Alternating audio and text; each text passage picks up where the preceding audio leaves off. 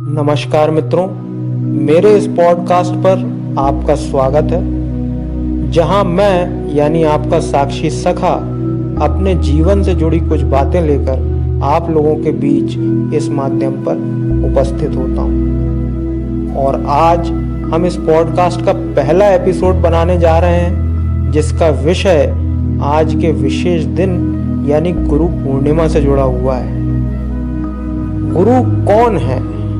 गुरु का क्या महत्व है? गुरु वास्तविकता में कैसे होते हैं? सच्चे गुरु को कैसे पहचाने?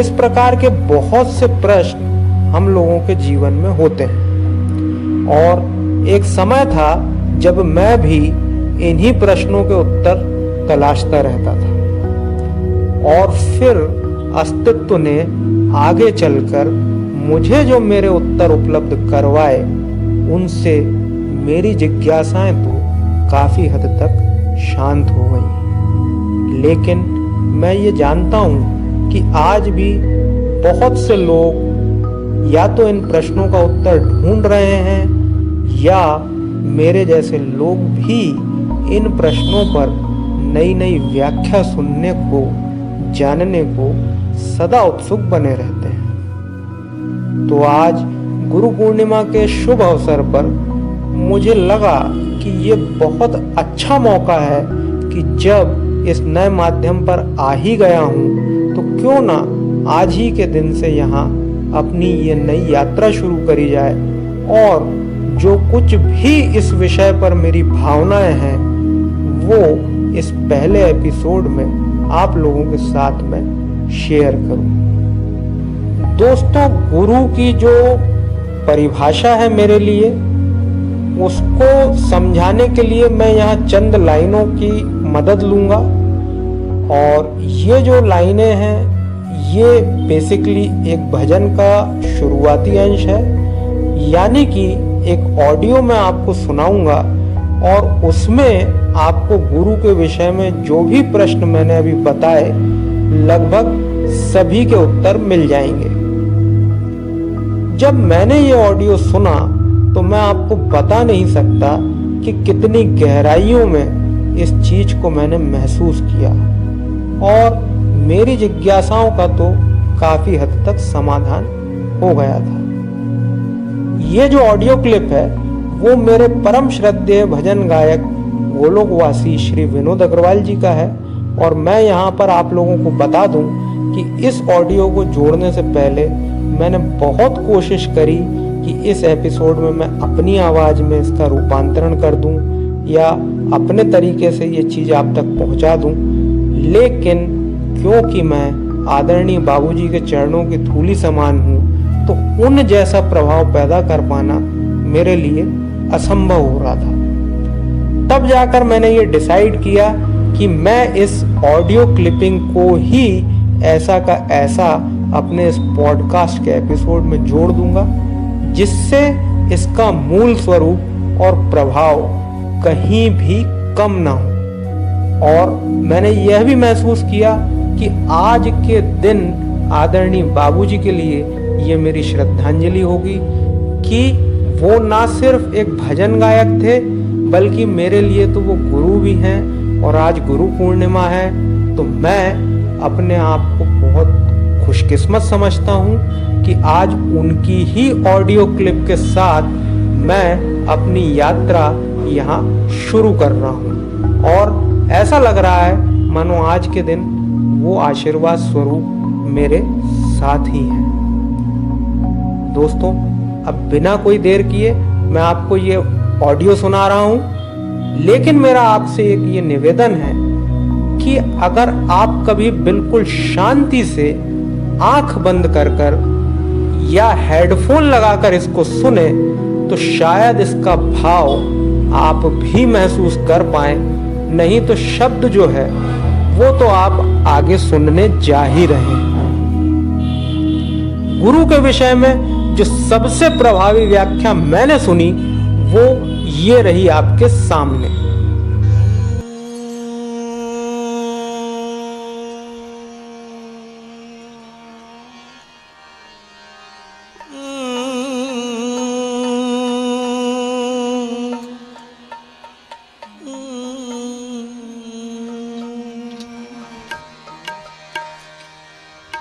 ना तो इज्जत न शोहरत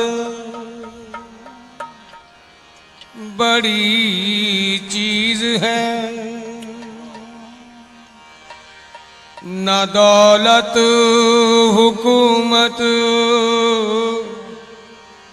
बड़ी चीज है, न तो इज्जत न शोहरत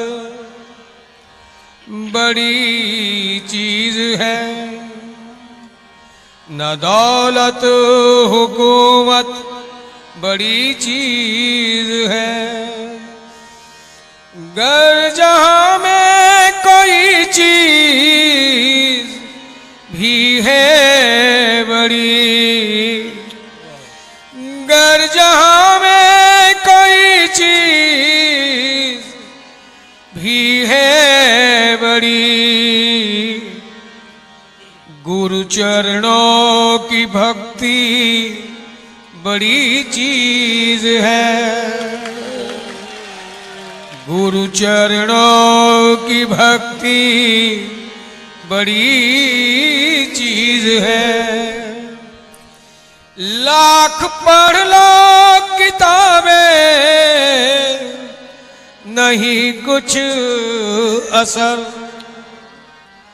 चाहे कितने वेद पढ़ लें, पुराण पढ़ लें, शास्त्र पढ़ लें, पढ़ना अलग बात, उनका रटना अलग बात, लेकिन उनके अर्थ हमें समझ में आ जाए, उनका सार, उनका निचोड़ हमें समझ में आ जाए, ये बिना गुरु की कृपा के संभव ही नहीं।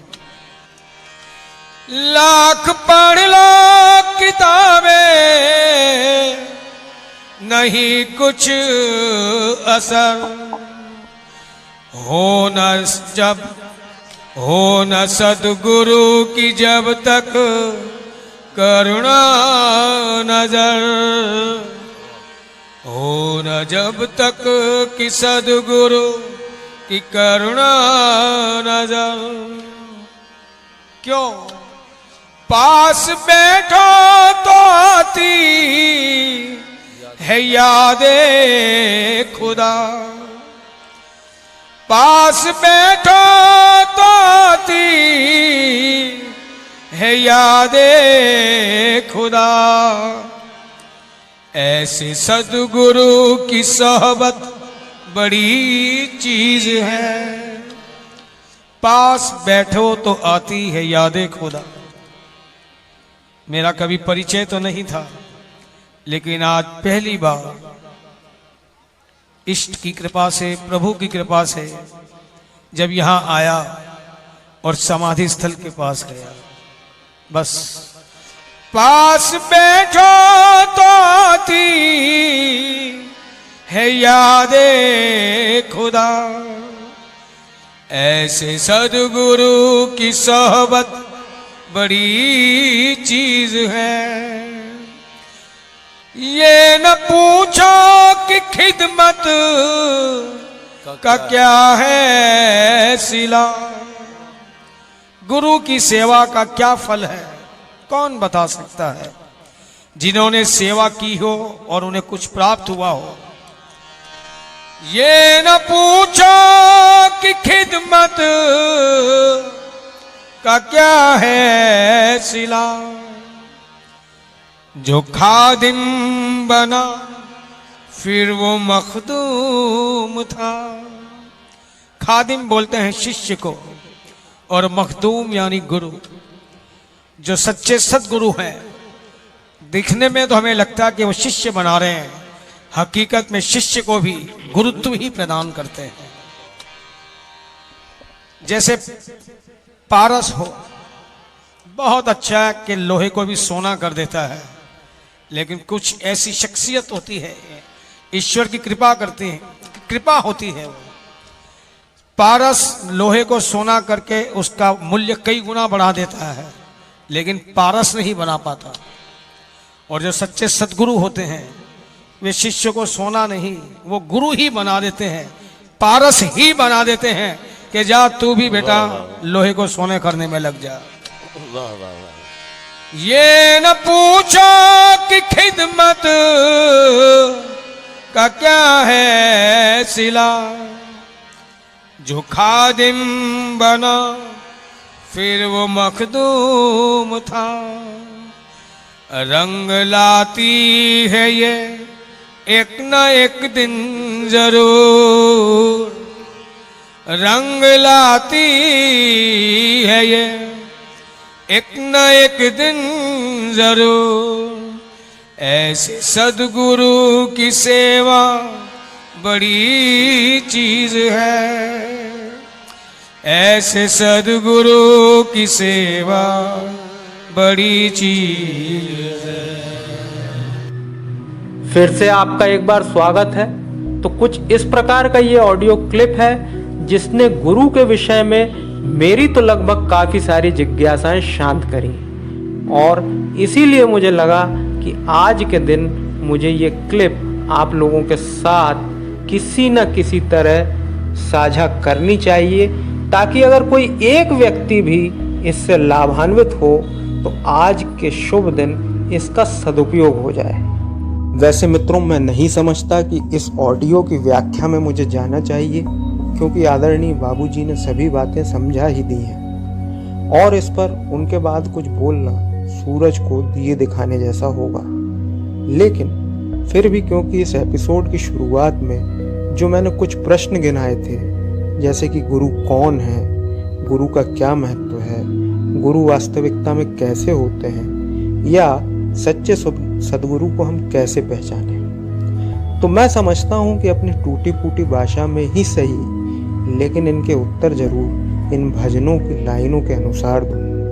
हालांकि ये पहला एपिसोड मैं छोटा रखना चाहता था, लेकिन जब मैंने इस पॉडकास्ट को पब्लिश करने से पहले सुना तो मुझे लगा कि मुझे इसको थोड़ा सा विस्तार से आप लोगों को बताना होगा, क्योंकि मुझे ये पॉडकास्ट इस व्याख्या के बिना अधूरा सा नजर आया। तो इन प्रश्नों को इन लाइनों के माध्यम से समझाने का प्रयत्न करूंगा।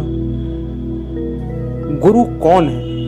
वैसे तो इसके अनगिनत दृष्टांत हो सकते हैं, लेकिन यहाँ मैं इसी भजन की शुरुआत की 4 पंक्तियों से इस प्रश्न का उत्तर देने का प्रयास करता हूँ कि ना तो इज्जत न शोहरत बड़ी चीज है, न दौलत हुकूमत बड़ी चीज है, गर जहां में कोई चीज भी है बड़ी, गुरु चरणों की भक्ति बड़ी चीज है।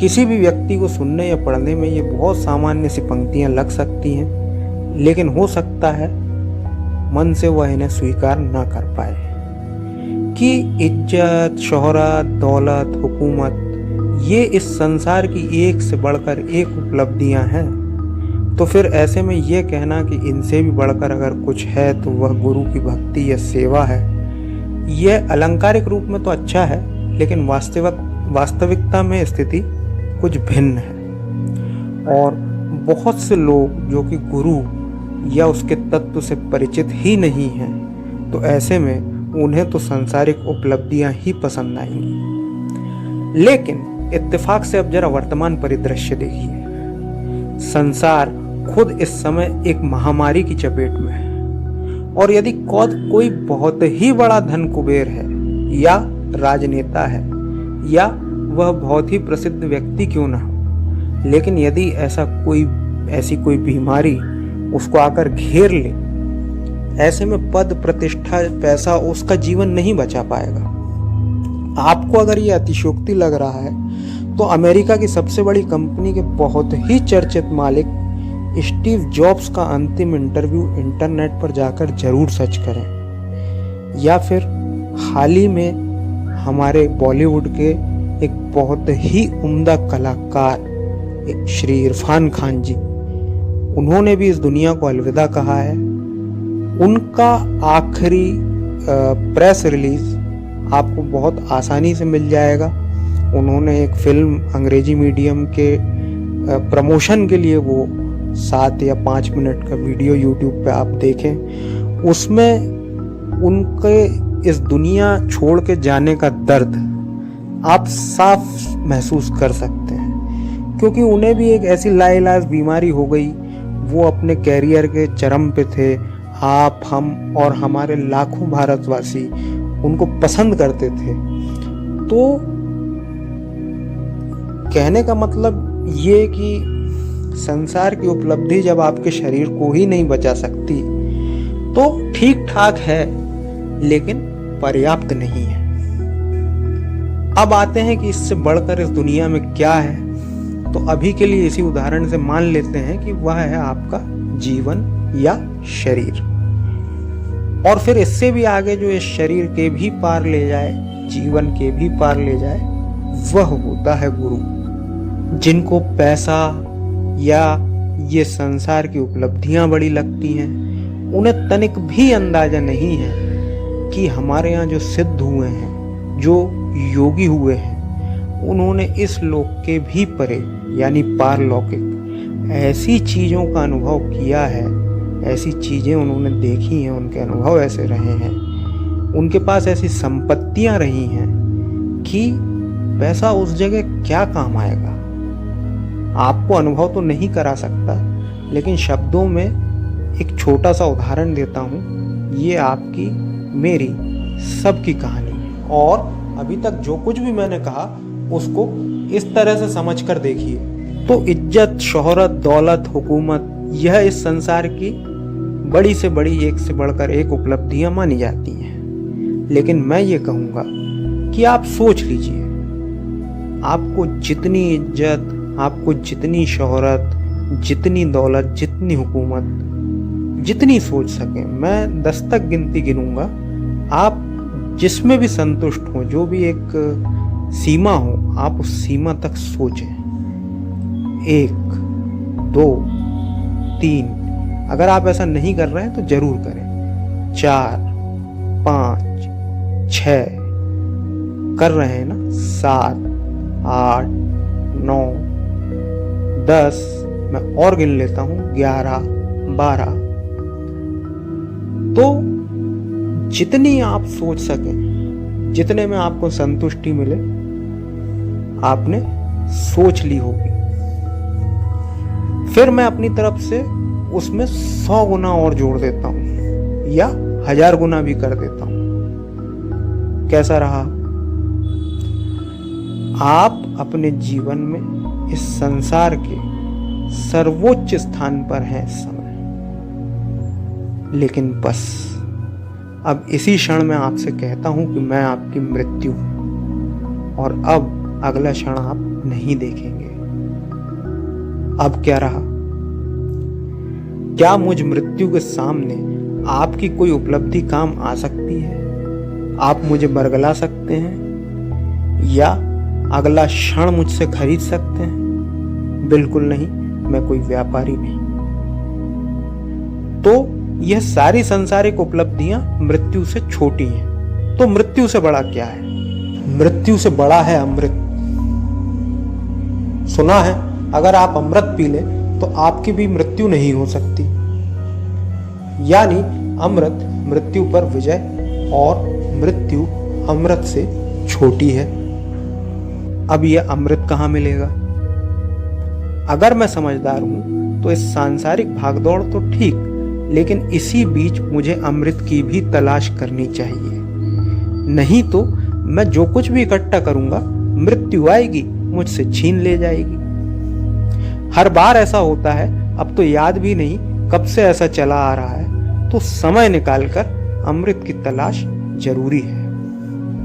अरे याद आया, अमृत से अमर, और अमर है आत्मा। तो ये आत्मा जो सुना है मृत्यु, इसका भी कुछ नहीं बिगाड़ पाती। इस आत्मा तक पहुंच कैसे बने? इसके लिए तो ज्ञान ही सीढ़ी है, और इस आत्मज्ञान को प्राप्त करने मुझे किसी अनुभवी के पास जाना चाहिए, जो इस आत्मा को तत्व से जानता हो और मुझे भी इस ज्ञान से अमर बना दे। क्योंकि ज्ञान से ही आत्मा और शरीर का भेद मिट जाएगा, और फिर मैं भी शरीर न होकर आत्मा में स्थित हो जाऊंगा। और चूंकि आत्मा अमर है, तो इस हिसाब से मैंने मृत्यु पर विजय प्राप्त कर ली। अब जो अनुभवी मुझे ये आत्मज्ञान दे सके, वह मेरे लिए इज्जत, शोहरत, दौलत, हुकूमत से बड़ा हुआ या नहीं, ये बताइए। और यदि कोई ऐसा वास्तविक जिस दिन आपको मिल गया तो यकीन मानिए उसके चरणों की भक्ति यानी उसमें आस्था और समर्पण स्वतः ही आप में प्रकट हो जाएगा और उस दिन आप भी प्रसन्न होकर गुनगुनाएंगे कि अगर जहां में कोई चीज भी है बड़ी, गुरु चरणों की भक्ति बड़ी चीज है। तो यह तो हुआ गुरु कौन है। अब देखते हैं कि गुरु का क्या महत्व है। भजन की अगली 2 पंक्तियां देखें तो, लाख पढ़ लो किताबें नहीं कुछ असर, हो न जब तक कि सदगुरु की करुणा नजर। इनको आदरणीय बाबूजी समझा ही चुके हैं, फिर भी आपको अपने स्कूल या कॉलेज के दिन तो याद होंगे। वहां भी टीचर ही थे, अध्यापक होते थे जो आपको पढ़ाते थे। अब आप फर्ज करें कि आज आप कोई विषय पढ़ना चाहते हैं, समझना चाहते हैं, तो अगर खुद से आप उसे पढ़ेंगे या समझने जाएंगे तो कई बार ऐसे प्रश्नों से आपका सामना हो सकता है जिसे आपने पहले न कभी सुना है, न कभी समझा है, ना आप उसके विषय में कुछ जानते हैं। या कई बार ऐसे भी पाठ होंगे जिसकी आप अपनी समझ के अनुसार व्याख्या तो कर लेंगे, लेकिन हो सकता है आपकी व्याख्या उतनी सटीक ना हो। इसके अलावा कई बार आपको पाठ समझने में तय समय से कहीं गुना अधिक समय भी लग सकता है। और अंग्रेजी में भी एक कहावत है कि रीडिंग बिटवीन द लाइंस, यानी जो लिखा है उसके भाव कई तरह के हो सकते हैं, या जो नहीं भी कहा गया है या लिखा गया है उसको भी समझ पाना, यह भी व्यक्ति के अनुभव और समझ के आधार से ही तय होता है। इसलिए मैंने कहा कि याद कीजिए अपने स्कूल कॉलेज के दिन कि टीचर आता था, अपनी पूरी तैयारी से अपनी बात रखता था, जिससे आपकी उस विषय पर समझ विकसित होती थी।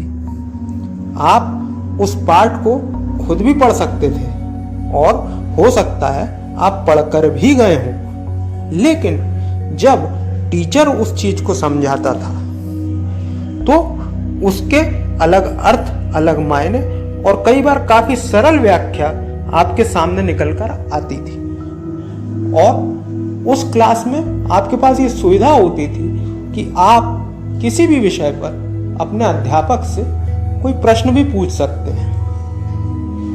यही जीवन में भी गुरु का महत्व है कि चीजों को आप समझने जाएंगे तो हो सकता है आप गलतियां कर बैठें, या आपको समय लग सकता है, या कई बार उसके मूल अर्थ से हो सकता है आप वंचित भी रह जाएं। इसलिए जैसा मैंने कहा कि यदि कोई वास्तविक व्यक्ति गुरु के रूप में आपको मिलता है तो आपको भी कम पढ़ाई में भी बेहतर रिजल्ट मिले, ऐसा हो सकता है। ऐसा मैंने इसलिए कहा कि एक चीज यहां और याद करने जैसी है कि अगर आपने कभी अनुभव किया हो कि टीचर भी कई प्रकार के होते थे। जिस व्यक्ति को अपने विषय से प्यार होता था, अपने प्रोफेशन से प्यार होता था, उसको विषय का नॉलेज भी ज्यादा होता था, उसकी पकड़ दूसरों के मुकाबले विषय पर ज्यादा होती थी। और आसान शब्दों में कहूं तो कई टीचरों का पढ़ाया हुआ समझ में आ जाया करता था, उनके पढ़ाने का तरीका इतना दिलचस्प होता था। और कई टीचर पढ़ाते भी थे तो समझ में नहीं आता था। तो जो सदगुरु की बात है वह भी ऐसी ही निराली है कि यकीन मानिएगा, एक नजर ही उठाकर अगर आपको देख ले प्रेम से तो आपके सारे प्रश्न वहीं तिरोहित हो जाएंगे। और ऐसा नहीं है कि कोई प्रश्न अनुत्तरित रह जाएगा, उनका भी उत्तर आपको मिलेगा, जरूर मिलेगा। तो ये थी छोटी सी व्याख्या इन 2 पंक्तियों की। लाख पढ़ लो किताबें नहीं कुछ असर, हो न जब तक कि सदगुरु की करुणा नजर। अगला प्रश्न लेते हैं, गुरु वास्तविकता में कैसा होता है? पास बैठो तो आती है याद खुदा, ऐसे सदगुरु की सोहबत बड़ी चीज है। जिस व्यक्ति के साथ होने पर या पास बैठने पर आपके तार भी उस परम ऊर्जा, परम शक्ति, परम आत्मा से जुड़ जाएं, आपको भी वह तत्व अपने भीतर महसूस होने लगे, उस तत्व की खुशबू आप तक भी पहुंच जाए, वह परम नाद आपको सुनाई दे पड़े या इन सब की झलक आपको मिलने लगे, समझ लीजिएगा कि उस व्यक्ति ने उस अमृत को कहीं ना कहीं चखा है। और अगर उसे विधि भी पता हो तो वह आपको भी उसका स्वाद चखा सकता है। मैंने कहीं पढ़ा था, जिसके पास जो है वह वही दे सकता है। सच भी है, सूर्य के पास ताप है, प्रकाश है, देता है। गुलाब के पास सौंदर्य है, खुशबू है, देता है। कांटे भी हैं, वह भी देता है। इसी तरह जितने भी पदार्थ हैं, जिसकी जो प्रॉपर्टी है वह वो देता है। तो ऐसे ही जिसके पास परमात्मा होगा वह आपको परमात्मा देगा। यदि स्वयं ने ढूंढा है तो आपको भी रास्ता बता देगा।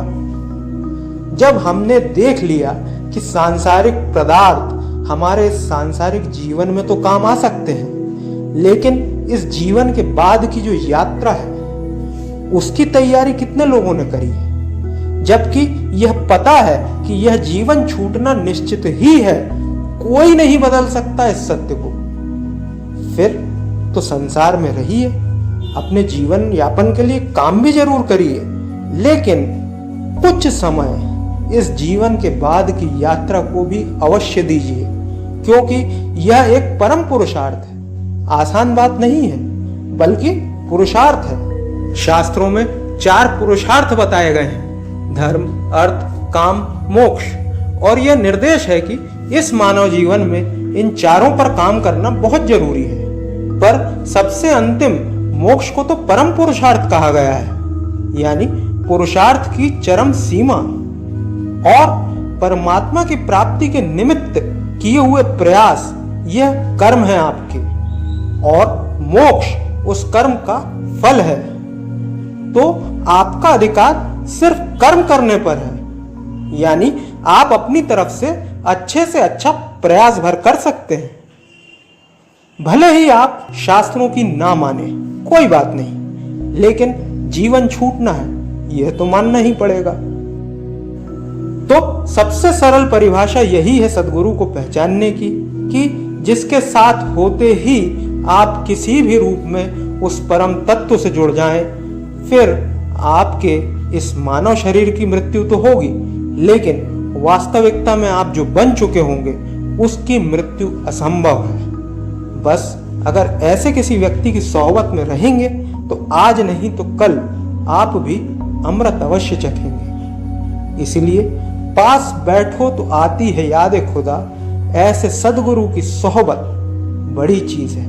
और सबसे अंतिम प्रश्न जो मैंने उठाया था कि सदगुरु को कैसे पहचाने, तो आप मेरी व्याख्याओं को उलट पुलट भी कर सकते हैं। बस मेरा उद्देश्य यह है कि इनका मूल भाव आप तक पहुंच जाए।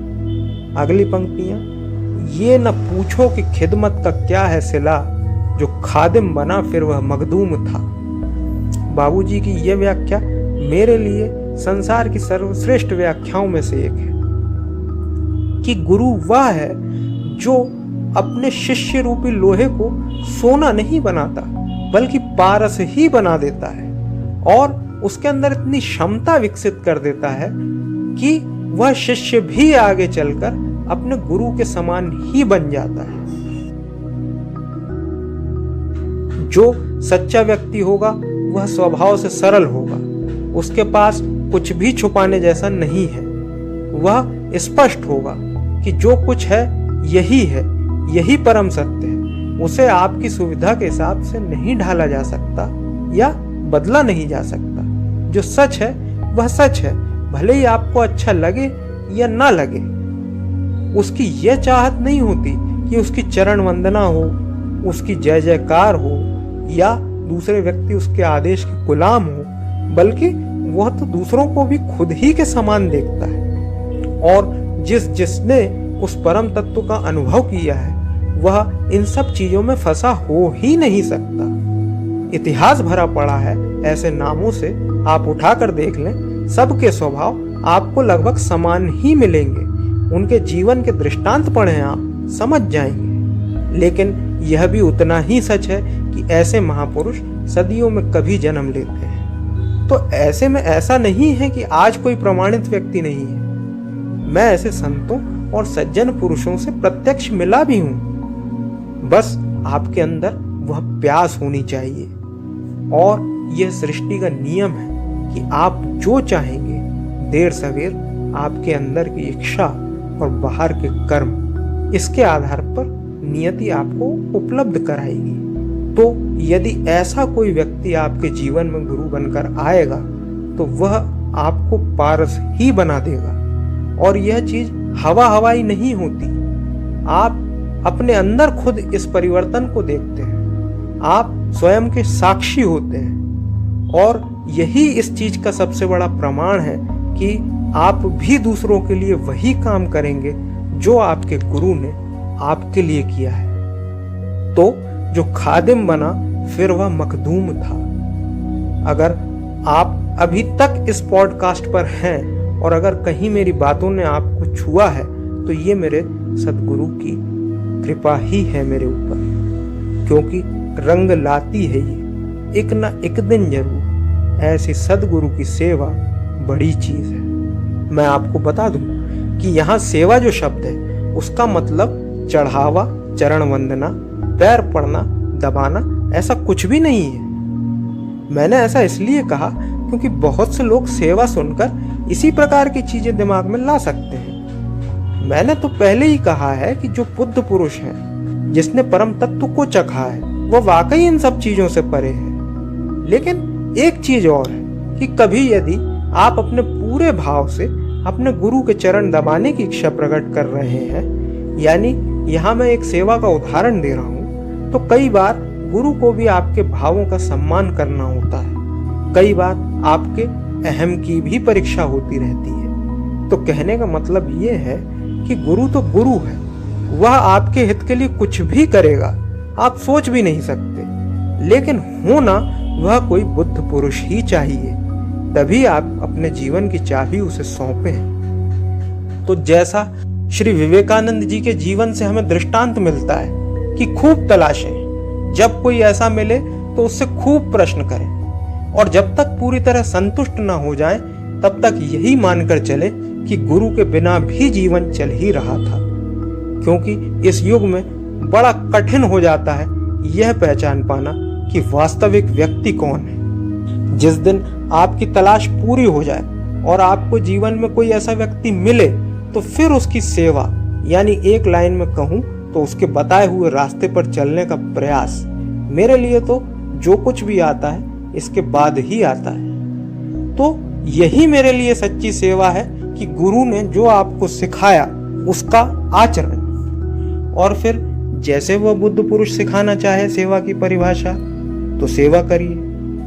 फिर कहूंगा सबसे पहली शर्त तो यही होगी कि जो वह आपको बताए उसे आपको करना होगा। तो जब आप अपना हृदय किसी बुद्ध पुरुष में लीन कर देते हैं तो यह जो लीन होना है यही सेवा है, और यह अपना रंग दिखाकर ही रहेगी, किसी पत्थर पर एक लकीर की भांति। तो दोस्तों, यह था मेरा छोटा सा प्रयास गुरु तत्व की महिमा को इन पंक्तियों के माध्यम से समझाने का। यह जो गुरु तत्व है यह परमात्मा की तरह इतना विशाल है कि शब्दों में तो इसे व्यक्त कर पाना नामुमकिन ही है। और कई बार जो भाव आप अपने भीतर महसूस करते हैं उन्हें शब्दों में बयान करते वक्त लिखने में त्रुटि या वाणी दोष के चलते उन भावों की गूढ़ता या सुंदरता भी प्रभावित हो जाती है। यहाँ भी मैं मानता हूँ कि जो भाव इस भजन में थे उनका आधा प्रतिशत भी मैं अपनी व्याख्या में नहीं दे पाया हूँ, लेकिन फिर भी एक दूसरे को समझाने के लिए हमें शब्दों और वाक्यों का सहारा तो लेना ही पड़ता है। दूसरी चीज यहाँ यह कि मैंने इस एपिसोड की शुरुआत में भी आदरणीय बाबूजी का नाम लिया है और इन सारी पंक्तियों की व्याख्या जो मैंने करी है उस पूरे समय मैंने बाबूजी को ही ध्यान में रखकर आपको यह व्याख्या दी है। यानी जैसा मैंने कहा कि किसी भी चीज को समझाने के कई दृष्टांत हो सकते हैं, इसी तरह गुरु भी स्वभाव, पंथ या समुदाय के अनुसार कई प्रकार के हो सकते हैं। यहाँ जो मैंने बाबूजी के अंदर देखा उसके आधार पर मैंने गुरु की ये व्याख्या करी है। मैं हर पंक्तियों के बीच उनका नाम ले सकता था, लेकिन आप में से बहुत लोग शायद उनसे परिचित नहीं हैं। इसीलिए अगर मैं ऐसा करता तो आपका ध्यान बार बार इसी चीज पर जाता कि यह व्यक्ति कौन है या यह बात सिर्फ एक व्यक्ति की हो रही है। इसीलिए मैं उनका नाम अब ले रहा हूँ। जो लोग भी विनोद अग्रवाल जी को जानते हैं, मेरा पूरा विश्वास है कि वह मेरी इस व्याख्या से संतुष्ट होंगे। और आप लोगों के लिए भी एक चीज और कि आप भी विनोद अग्रवाल जी यानी हमारे आदरणीय बाबूजी के भजन YouTube पर सर्च कर सकते हैं और उनके भजन साधारण भजन नहीं बल्कि उनमें पूरा दर्शन छुपा होता है। तो मित्रों, यह था मेरे इस पॉडकास्ट का पहला एपिसोड, जहां पहले मैंने साक्षी भाव से कभी इस ऑडियो को सुना होगा और आज एक सखा के तौर पर यह मैं आपके साथ शेयर कर रहा हूं। अगर आपको यह पसंद आया है तो यह मेरी सबसे बड़ी उपलब्धि है और आगे भी मैं इसी प्रकार के अपने कुछ निजी अनुभव लेकर आपसे इसी जगह पर नए एपिसोड्स में मिलता रहूंगा। इस एपिसोड, इस पॉडकास्ट या इस कंटेंट पर आपकी कोई भी राय, कोई भी सुझाव सादर आमंत्रित हैं और आप अपनी कोई भी जिज्ञासा भी मुझे sakshishakha@gmail.com पर लिखकर मेल कर सकते हैं या यहाँ कमेंट भी कर सकते हैं। और मैं जो भी उस विषय पर जानता हूँ या उस पर मेरे जो विचार हैं वह मैं आपके समक्ष रखने का प्रयास करूँगा। अगर आप सिर्फ मेल के माध्यम से ही उत्तर चाहते हैं तो अपने मेल में ये चीज़ जरूर लिखें, अन्यथा मैं आप लोगों की जिज्ञासाएं अपने आने वाले एपिसोड्स में शामिल करता रहूँगा। मैं यहाँ यह भी कहना चाहता हूँ कि यदि आप ऐसा करेंगे तो अगला एपिसोड बिल्कुल आपकी रुचि पर ही आधारित होगा और क्योंकि मुझे उसका उत्तर देना है तो मेरे एपिसोड्स भी कम कम अंतराल पर आप लोगों तक आते रहेंगे। या अगर बात सिर्फ मेरे अगले एपिसोड की है तो जब मुझे कोई विचार अच्छा लगेगा या जब मुझे लगेगा कि कोई बात मुझे आप लोगों के बीच इस माध्यम पर रखनी है, तब मैं अपना अगला एपिसोड लेकर आप लोगों के बीच आ पाऊंगा। यह एपिसोड आपको कैसा लगा मुझे जरूर बताएं, जिससे मैं आवश्यक सुधार कर पाऊं या आपकी प्रतिक्रियाओं से मुझे खुशी मिल सके। इसलिए भी आप अपना कीमती फीडबैक मुझे जरूर दें। मुझे भी आपके फीडबैक का इंतजार रहेगा और आपसे जुड़कर काफी अच्छा लगेगा। अगर इस पहले एपिसोड में मेरी किसी भी बात ने आपको दुख या ठेस पहुंचाई हो तो उसके लिए मैं आपसे सादर क्षमा का प्रार्थी हूं। और अब मैं अपने अगले एपिसोड तक के लिए आपसे विदा लेने की अनुमति चाहूंगा। इस एपिसोड को इस आखिरी पंक्ति तक सुनने के लिए आपका पूर्ण हृदय से बहुत बहुत धन्यवाद। आपका दिन शुभ हो।